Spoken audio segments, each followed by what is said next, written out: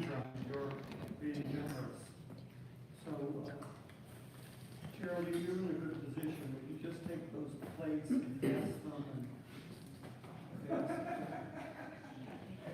and just give them to people.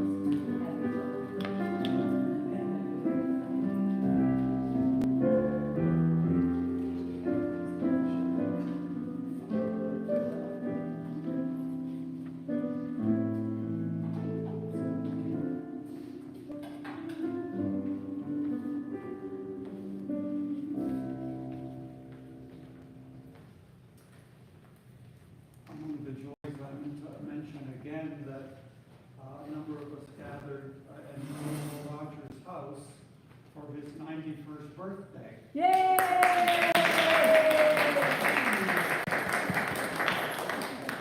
Roger, we wish you the best, which means you're not going anywhere. You've got to keep on going. Yeah. I hope that's all right with you. One day at a time. Yes. And it's so happy to all of us to see Karina among us. Sorry. Had a little mishap.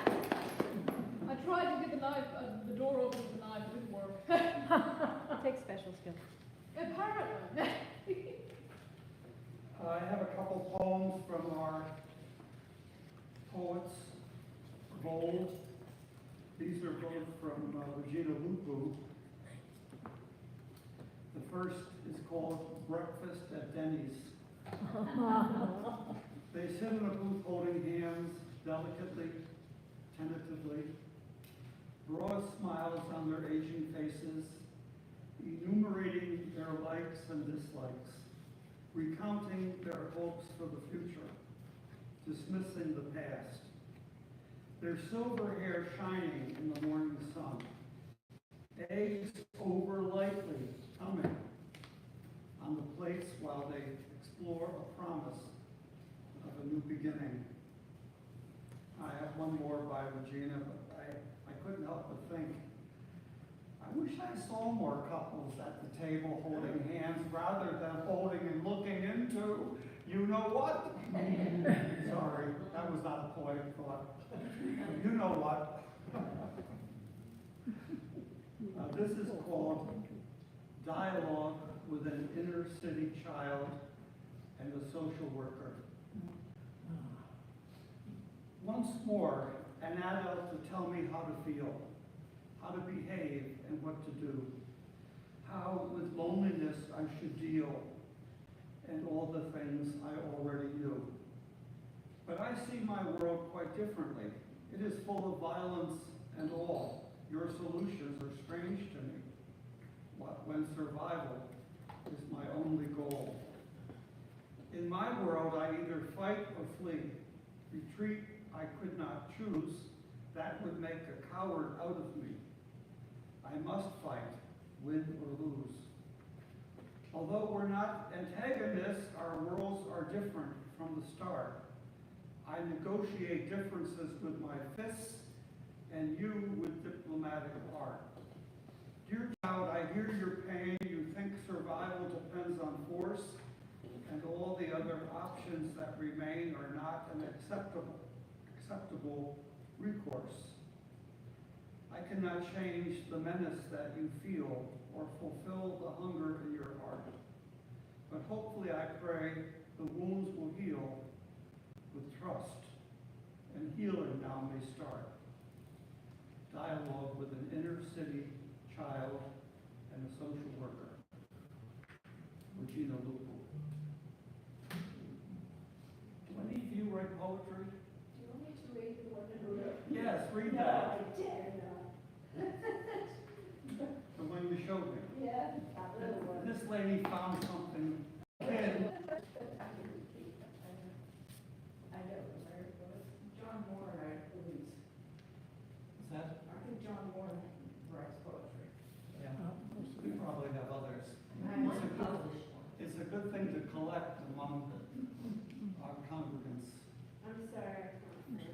You'll find it. When you find it, let me know and I'll read it next week.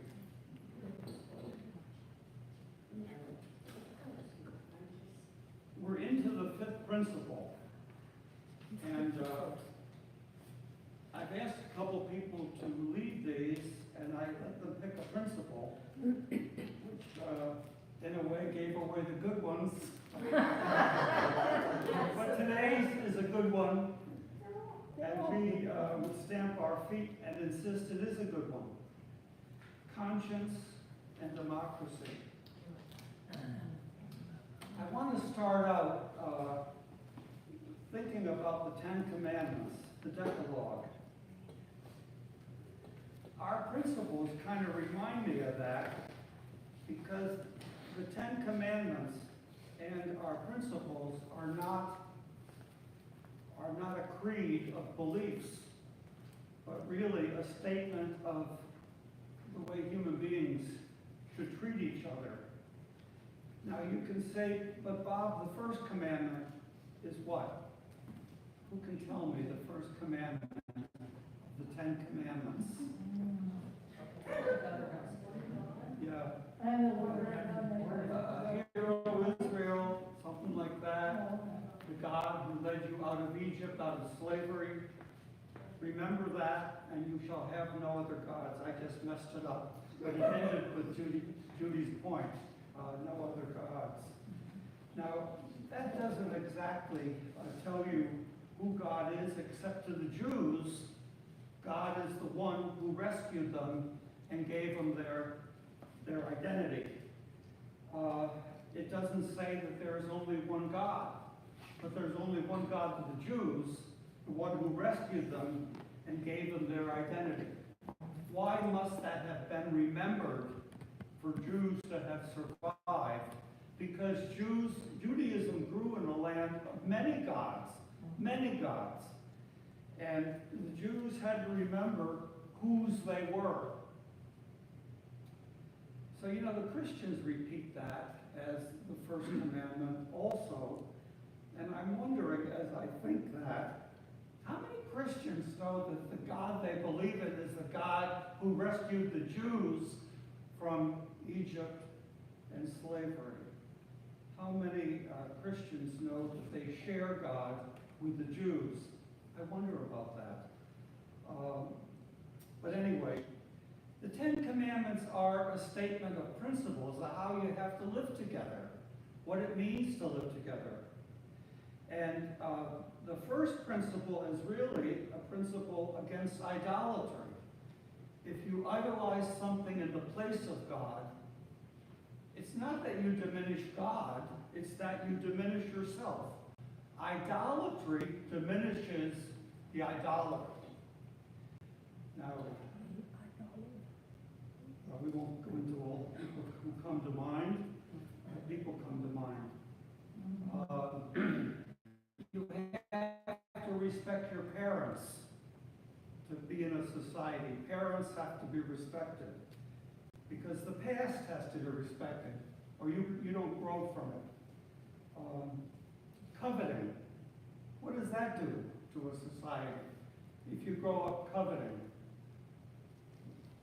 I don't really mean this, but what does a capitalist society depend on? What does it depend on? Tariffs.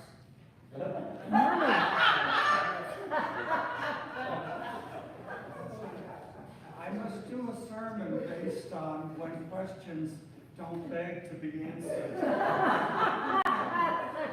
But you know the answer. I mean, greed is almost built in, isn't it? Keeping up with. Man. So the Ten Commandments are a principle of are principles to live with each other and not steal from each other or not prevent others from having enough to get by in life. And greed and idolatry depend on that. Feel free to correct me, but not during the sermon, okay?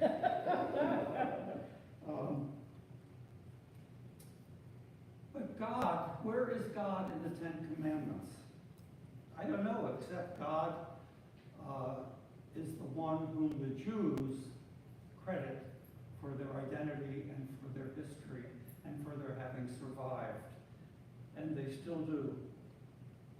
Somehow it comes to mind that a number of clergy I've been blessed to know over the years and of late tell me they can't really talk about deity anymore because deity has baggage. I'm not going to go into that. I have other sermons to go into that. But deity has baggage and a history. And deity has been coded with favoritism so that deity isn't known for inclusiveness to many, to many. And so for these clergy that I'm thanking for having been part of my life, the mandate, the push of religion is more toward moral living. Living so that you can go to sleep at night and not think about the people you walked on or stole from or kept from to have what you have in life. Moral living. Living for more than self. And all of us can say what that means, but not now. Living for more than self. That higher power of addiction groups. And there need to be more addiction groups in the U.S. than there are. I used to kid people about needing and thinking I could start a Snickers addiction group. Yes. Yes. I mean that half-kiddingly, but I've had too many Snickers. And I won't ask how many agree with that I've had or that you, no, never mind. But there could be more addiction groups than there are. So what I'm leading into saying, you may be wondering, what does this have to do with our series? Our 7 principles are like a community code. How to live together and build each other up rather than put each other down or steal from each other or covet. So the 5th principle underlines the right of conscience. The right of conscience and the importance of democracy. Conscience, I think today is often called truth to power. Truth to power. And when we hear it, we say, yay, we need more of it. Conscience isn't really a kind of evolving thing in all of us. How much did we start out with, and who contributed to that to get ours going? A lot of people. Family, teachers, a lot of people. I became aware of conscience, and many did, in the matters of conscientious objection in the 60s. A lot of people did. At the time, that seemed only or mainly recognized in religious denominations that refused all wars. Now, in the 60s, WW2 was not that distant a memory. So, in my growing sense of conscience, however feeble or strong that was, I had to think I could not have been against World War II. But there were pacifists who were. One of the great names we honor here, because I bring him up, is Lord Bertrand Russell. He was a confirmed, convinced pacifist. And pacifists take the position, if you allow any wars, you see future wars. Wars just lead to wars. I don't mean to put anybody on the spot, and I'm not going to ask for a speech, just a show of hands. Is anybody here a convinced or confirmed pacifist? We would respect that. We would. Okay. You can correct me later, Florence, if I haven't said that correctly. But I know when I became a conscientious objector to a war, I knew that you couldn't be a citizen and just pick the war you're not going to be a part of. But when you study the wars that this country has gone to, how can you not? I don't know.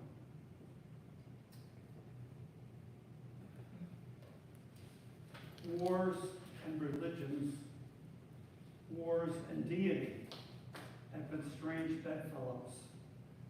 I think most of you would agree with that.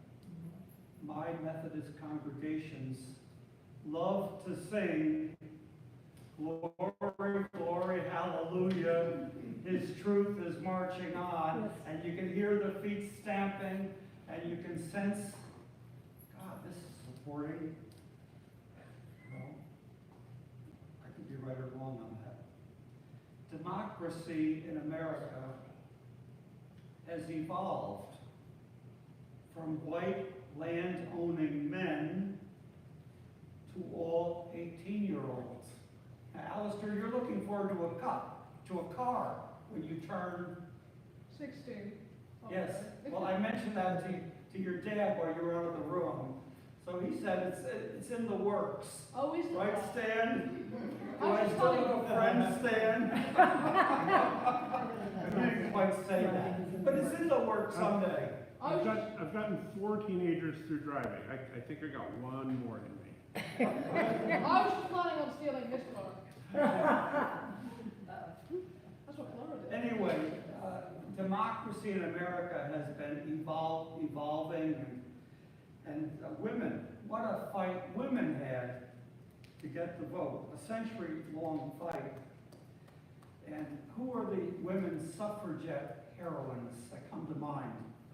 My grandmother. Yes. My grandmother.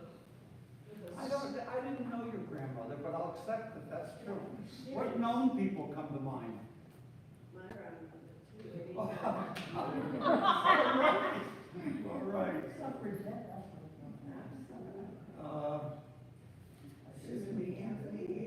Yeah, of course. I mean, once we got onto that, they would roll in. But there were a number of women who practically gave their lives, as so many black people did give their lives to get to that point. So democracy has been evolving. One thing we've all learned, you don't get democracy and you don't get to keep democracy without fighting for it. Now, I have to tell you a story that maybe some of you have seen, but if you haven't, I would encourage you to go look it up.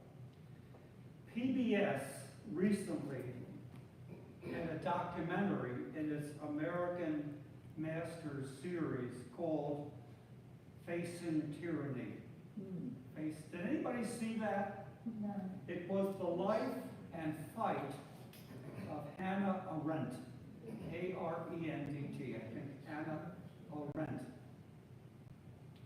Arendt, born 1906, died 1980 or so, became a famous philosopher and chronicler of what had happened in Germany. She was born to cultural Jews in Europe, cultural Jews, not religious Jews. But she was horrified about what was happening to Jews in Europe. This is kind of a sideline of me you don't need to know about. But she got my attention in this series because she studied Immanuel Kant and Martin Heidegger. She studied under Martin Heidegger at the University of Marburg. And she admits to a long affair as a student with the professor Heidegger. Now, Heidegger was to existentialism in Germany what Sartre was in France. Heidegger was the father of German existentialism. I had seminars at college in Kant and Heidegger.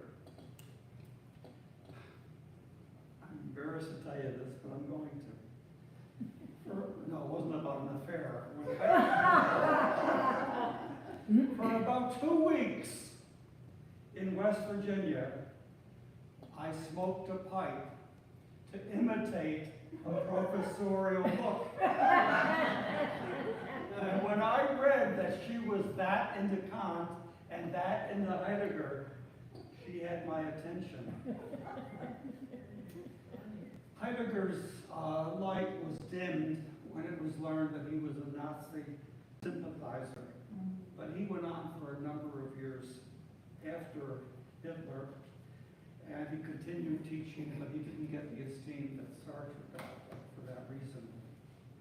The lasting passion of Arendt's life was her study and abhorrence of tyranny.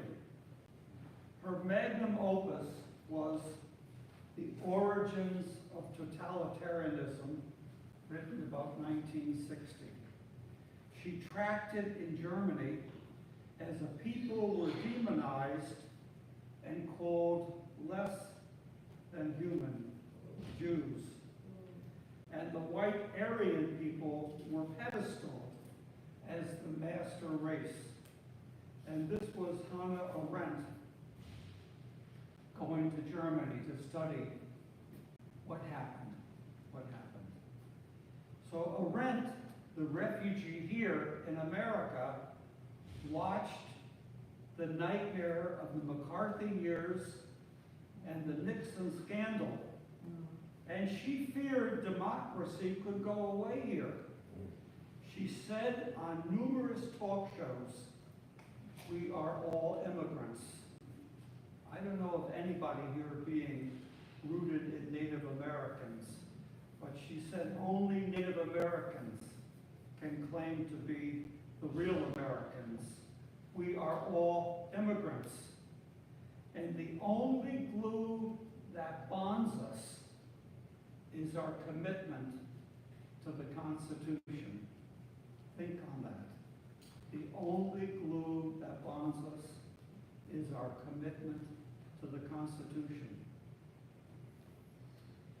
Even if you weren't a pipe pretender reading Heidegger, her life as a foreign observer and a warner, one who warned us of what could happen here, was gripping.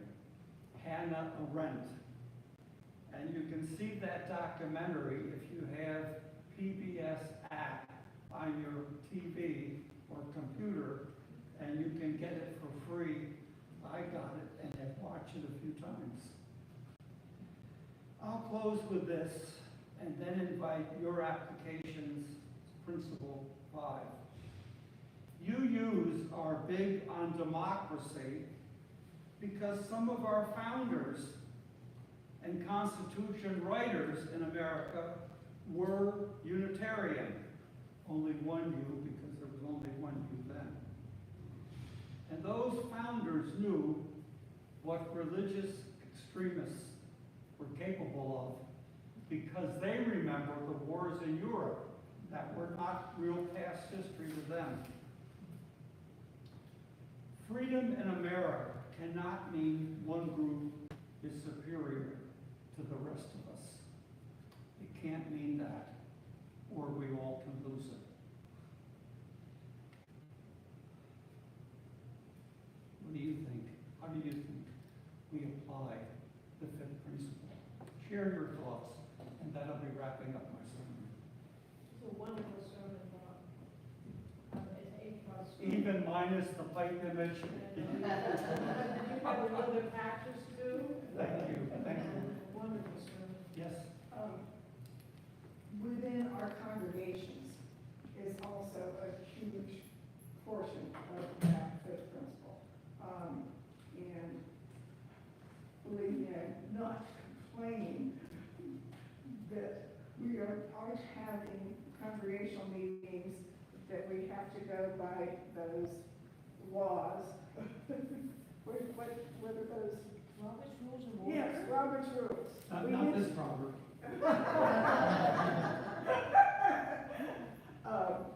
But that is very much we are all about, that things come from within the congregation and we come to a consensus. Yeah. Whether it's Robert Rules or not, but. Yeah, and the reality, Janet, I think you're kind of alluding to, is that many churches, the people who have the most money in those churches have the most say. That's not true here. The only demand we make of people voting on anything we choose to do is you have to be a member. You have to, and you have to pledge to be a member, and that can be $1 a year. And we don't advertise when anybody pledges. But there's supposed to be a democratic process among the church's decision makings, and I think we honor that. I hope we do. I hope we always will. How else can we apply this fifth principle? Being active in our community and a proponent of the democratic process and like when I say active, like your legislative, call your legislator, you know, I mean, like, I'm always doing that, every day, Brian Maston and Senator, Scott. No, I don't want to, Scott, Rick Scott, oh my gosh. Anyway, I mean, No endorsements, please. I try to live what I believe in and really active. Unitarians are pretty well known for being active in political policies Yes. because how you influence And I'm very hopefully- much a feminist, and I'm also an atheist, believe it or not. But I do believe in people. And I believe we're all part of the living body. If there's a God, we're each part of that. Our goodness is what is God. So that's. Work on your sermon, Florence. While you're abroad and you can't sleep, make some notes. Anyway, I try to live that.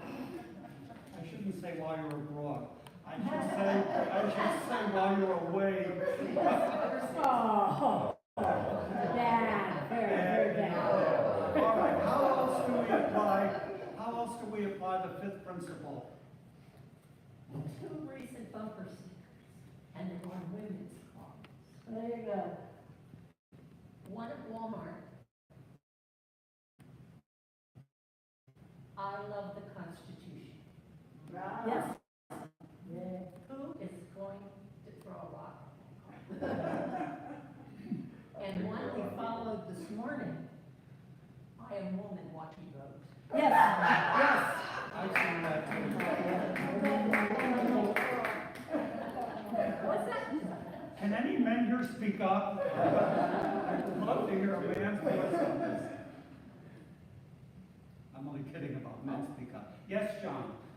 Well, tie your comments to principle, and I read a phrase that keeps coming back from her. I don't know which book of hers it appeared in, but the banality of evil. Yes, Oh, yes. Yes, she was a witness at the Eichmann documentary, comments on that a good bit, the banality of evil. So being aware of the banality of evil, the commonplace, the ubiquity of evil. I'm a subscriber to the Paul word. Yeah. And the content, the nature and the volume of the content suggests to me that if you looked at all of it, you would become numb by the banality of evil. You could become. Yeah. Yes, Tia. I'm reminded that the way to have a functional democracy, whether we're doing it in our local church or on the national level, is for people to be educated and to keep themselves abreast of what's happening. And that was one of the reasons the forefathers had concern about whether or not the democracy would work, because they weren't certain that everybody would understand what the situations were. And one of the famous quotes, who I don't know who said it, was the only thing that will allow evil to flourish, good men say nothing, and women say nothing. So that's our responsibility, to be informed and